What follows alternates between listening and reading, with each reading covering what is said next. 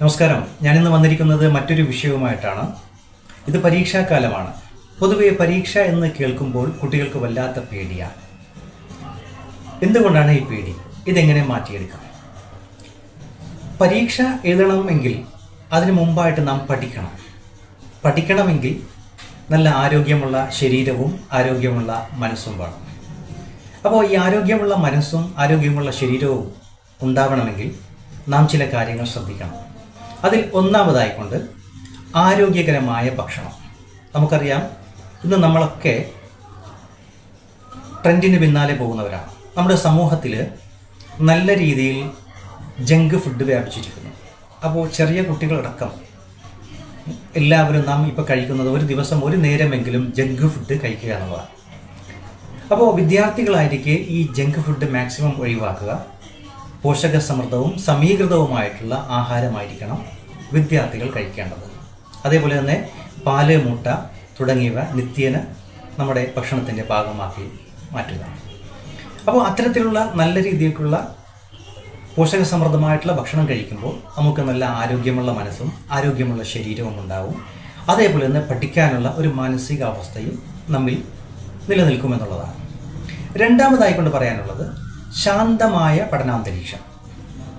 നമ്മുടെ വീട്ടിൽ ഏതെങ്കിലും ഒഴിഞ്ഞ ഭാഗത്തെന്ന് പറയുമ്പോൾ നമ്മുടെ മെയിൻ ഹാള് നമ്മൾ ടി ഒക്കെ സെറ്റ് ചെയ്യുന്ന ആ ഭാഗത്തിൽ നിന്ന് മാറിക്കൊണ്ട് നല്ല വായു സഞ്ചാരമുള്ള ഒരു റൂമായിരിക്കണം പഠനത്തിനായി നാം തിരഞ്ഞെടുക്കേണ്ടത്.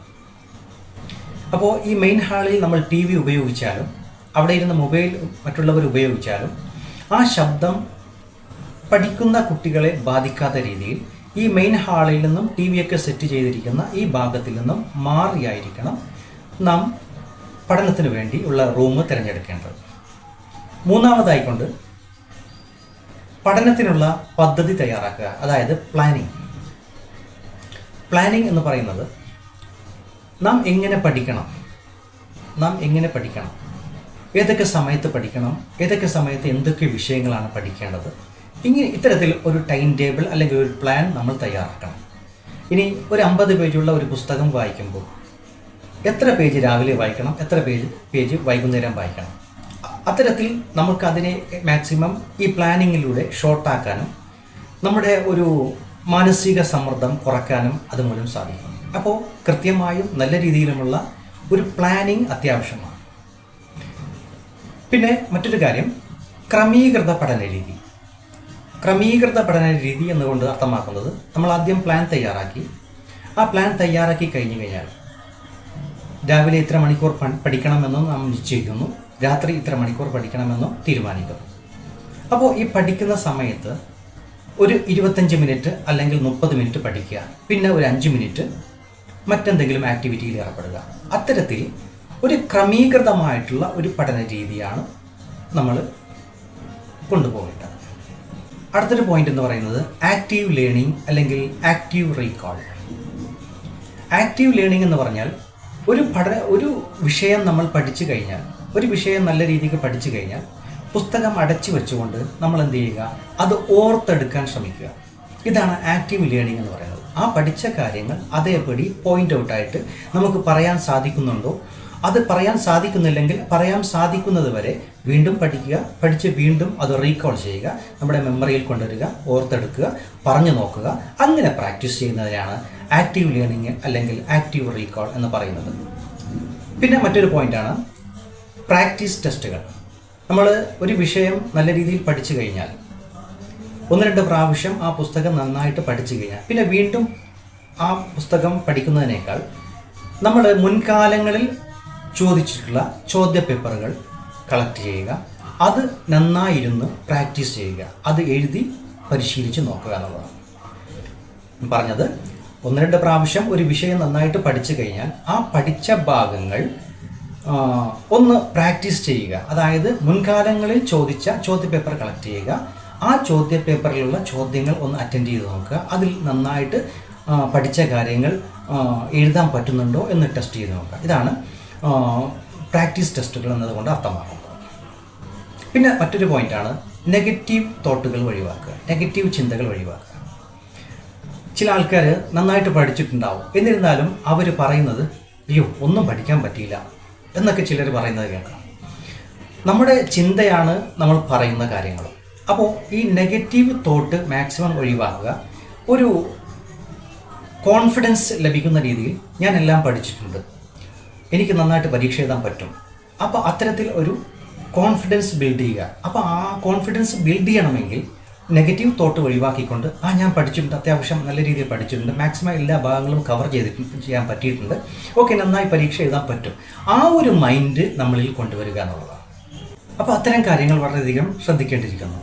ഞാൻ നേരത്തെ പറഞ്ഞതുപോലെ അനെക്സിറ്റി, ഉത്കണ്ഠ, പരീക്ഷാപ്പേടി, എങ്ങനെ എഴുതും, എന്ത് സംഭവിക്കും, എഴുതാൻ പറ്റുമോ, നന്നായിട്ട് പഠിച്ചിട്ടുണ്ടോ, ഇങ്ങനെ ഒരുപാട് ഉത്കണ്ഠകൾ നമ്മൾക്ക് ഇങ്ങനെ നിരന്തരം വന്നുകൊണ്ടിരിക്കുക എന്നുള്ളതാണ്.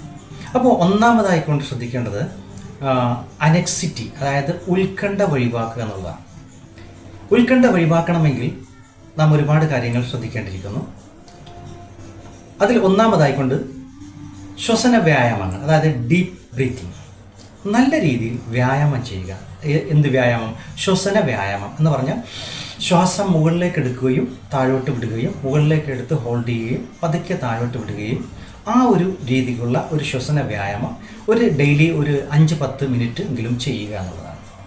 അതേപോലെ തന്നെ സൂക്ഷ്മമായ ശ്രദ്ധ എന്ന് പറഞ്ഞാൽ പ്രാക്ടീസ് മൈൻഡ്ഫുൾനെസ്. പ്രാക്ടീസ് മൈൻഡ്ഫുൾനെസ് എന്ന് പറഞ്ഞാൽ ഇപ്പോൾ ഒരു കാര്യം പഠിക്കാൻ വേണ്ടി നാം ഇരിക്കുന്നു, പക്ഷേ നമ്മൾ ചിന്തിക്കും, അയ്യോ ഇനിയും എത്ര ബാക്കിയുണ്ട്, പഠിച്ചു തീരാൻ പറ്റുമോ, അത്തരത്തിൽ ഒരു വേവലാതി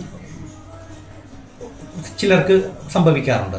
അപ്പോൾ അത്തരത്തിലൊരു വേവലാതി, ഫ്യൂച്ചറിനെ കുറിച്ച് ചിന്തിക്കേണ്ട ആവശ്യമില്ല. നമ്മൾ ചെയ്യുന്ന ആ പ്രവൃത്തി സൂക്ഷ്മമായിട്ട് നല്ല രീതിയിൽ ചെയ്യുക എന്നുള്ളതാണ്.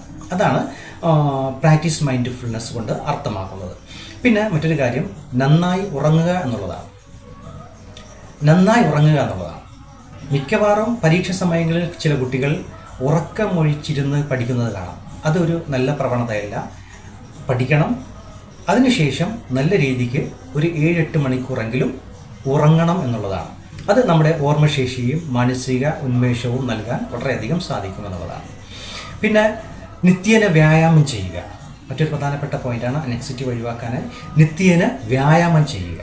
യോഗ പോലുള്ള കാര്യങ്ങൾ, അല്ലെങ്കിൽ വാക്കിംഗ്, ഇങ്ങനെ ഏതെങ്കിലും ഒരു ആക്ടിവിറ്റിയിൽ ഏർപ്പെടുക. അപ്പോൾ അത്തരത്തിൽ ഡെയിലി വാക്കിംഗ് ചെയ്യുക, അതേപോലെ തന്നെ അല്ലെങ്കിൽ എന്തെങ്കിലും ആക്ടിവിറ്റി, കളികളിൽ ഏർപ്പെടുക. അത്തരത്തിലുള്ള ഒരു ആക്ടിവിറ്റികൾ ഏർപ്പെടുന്നതോടുകൂടി നമുക്ക് ഇത്തരത്തിലുള്ള ഉത്കണ്ഠ ഒഴിവായി കിട്ടുമെന്നുള്ളതാണ്. അപ്പോൾ പരീക്ഷാക്കാലത്ത് പേടിയില്ല, ആവശ്യം നല്ല രീതിക്ക് പഠിക്കുക, പരീക്ഷ എഴുതുക. പരീക്ഷ എഴുതണമെങ്കിൽ ഇത്രയും കാര്യങ്ങൾ നാം ശ്രദ്ധിച്ചിരിക്കണം.